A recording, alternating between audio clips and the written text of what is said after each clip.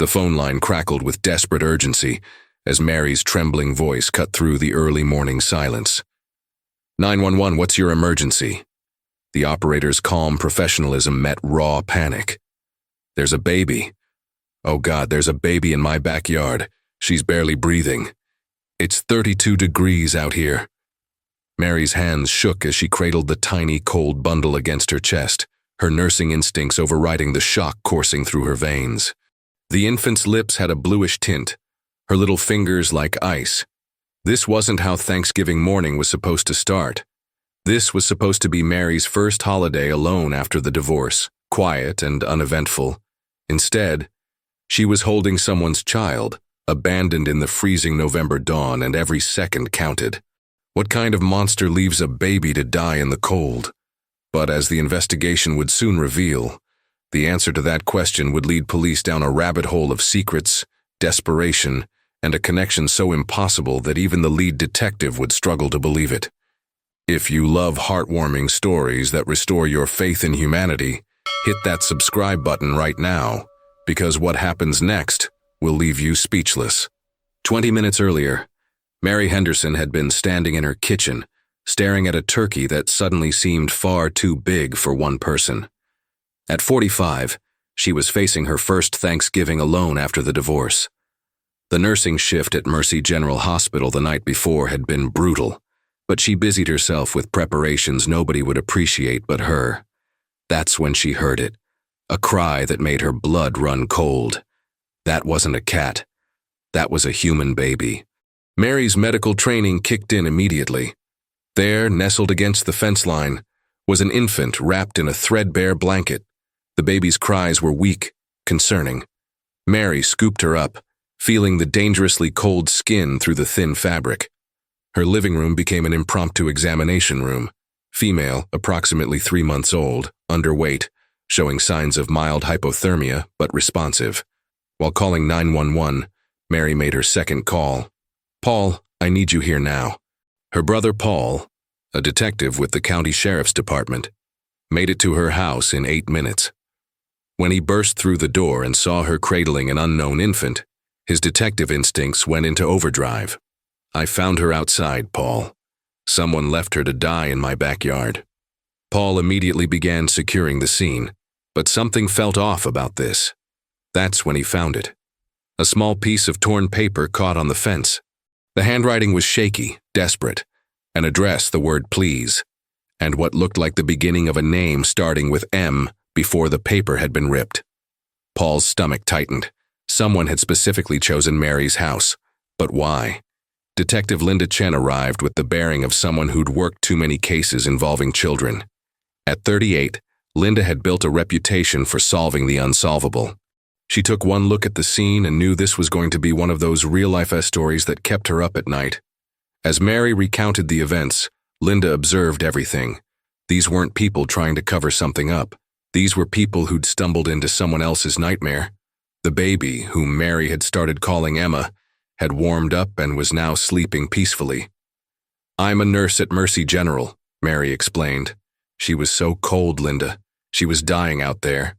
After emergency paperwork and calls, Emma stayed with Mary for the night. But somewhere out there, someone was either desperately searching for this baby or desperately hoping she'd never be found. While Mary settled Emma, Linda and Paul stood in the backyard, the address burning a hole in Paul's pocket. 342 Maple Street. It's listed as abandoned, foreclosed 6 months ago. Linda's eyes narrowed. Then that's where we start. The house smelled of mold and desperation. Their flashlights revealed someone had been living there recently. A sleeping bag, empty food containers, and baby items.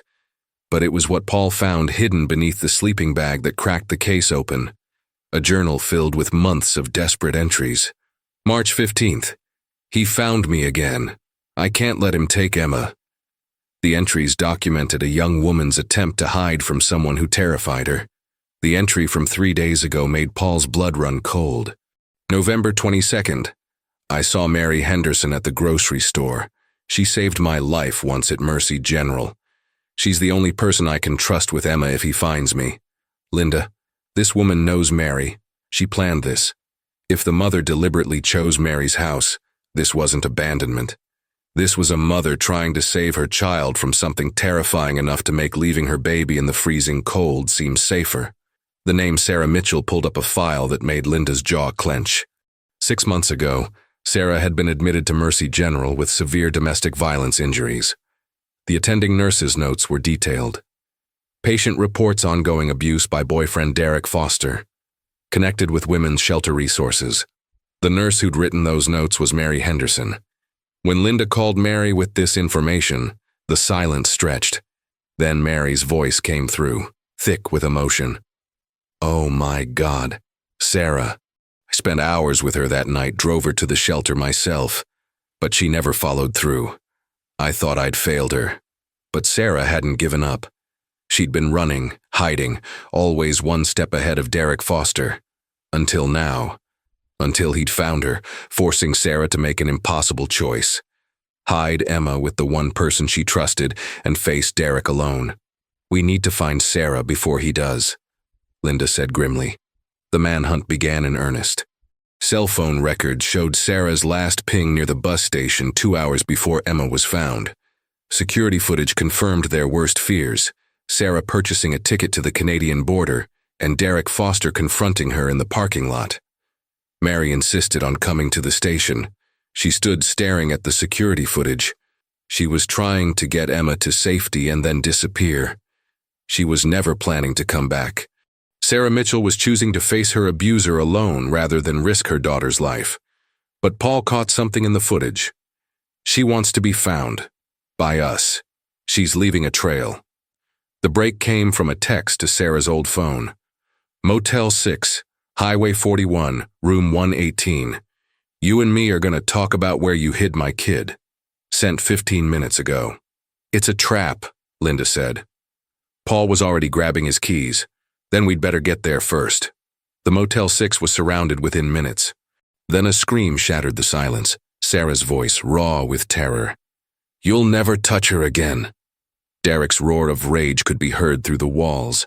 Linda found herself negotiating with a monster who wanted one thing, his daughter's location. Through the window, Linda could see Sarah mouthing words. Is Emma safe? When Linda nodded, something changed in Sarah's expression. Relief, determination, fierce maternal love. Mary's voice crackled over Linda's radio. Tell her Emma is safe. Tell her she's not alone anymore. Linda relayed the message, watching Sarah stand straighter, square her shoulders. For the first time in 6 months, Sarah had hope. The standoff lasted 47 agonizing minutes. But Sarah ended it, throwing herself through the door when Derek moved toward the window. SWAT was faster. Derek Foster was face down, handcuffed, his threats meaningless. Sarah was rushed to Mercy General. When Mary walked into her hospital room carrying Emma, Sarah's breakdown was immediate. I'm so sorry I left you. I didn't know what else to do. Mary sat on the bed and gently placed Emma in Sarah's arms. You saved her. You're a hero, Sarah. Paul spoke from the doorway. You're a mother who made an impossible choice. You remembered the one person who'd helped you, and you trusted Mary. That's courage.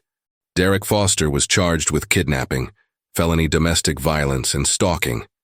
Decades in prison. Sarah's case was different. Given the circumstances and Mary's advocacy, no charges were filed. Instead, Sarah received supervised custody, therapy, and job training assistance. Mary offered Sarah and Emma her guest room, just until you get on your feet, but everyone knew it would be longer. These two women had formed a bond stronger than blood. 2 weeks later, Thanksgiving arrived again, but Mary's house was full. Sarah, Emma, Paul, and Linda shared a meal that tasted like gratitude and second chances. As Mary looked around her table, she thought about how one moment changes everything. 6 months ago, she'd helped a scared young woman.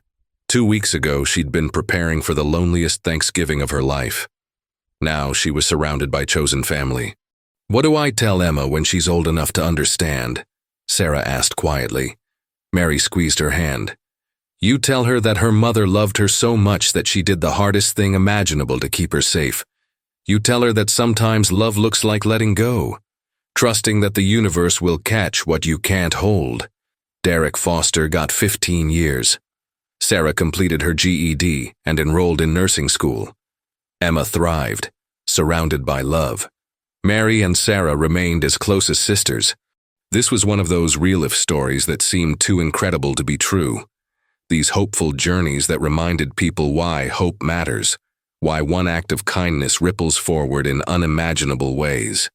If this story touched your heart, if it reminded you that even in our darkest moments there are people ready to help, share this video with someone who needs to hear it today. Subscribe for more incredible true stories of survival and hope. And remember, you never know when your kindness might save a life. Be that person, be someone's Mary.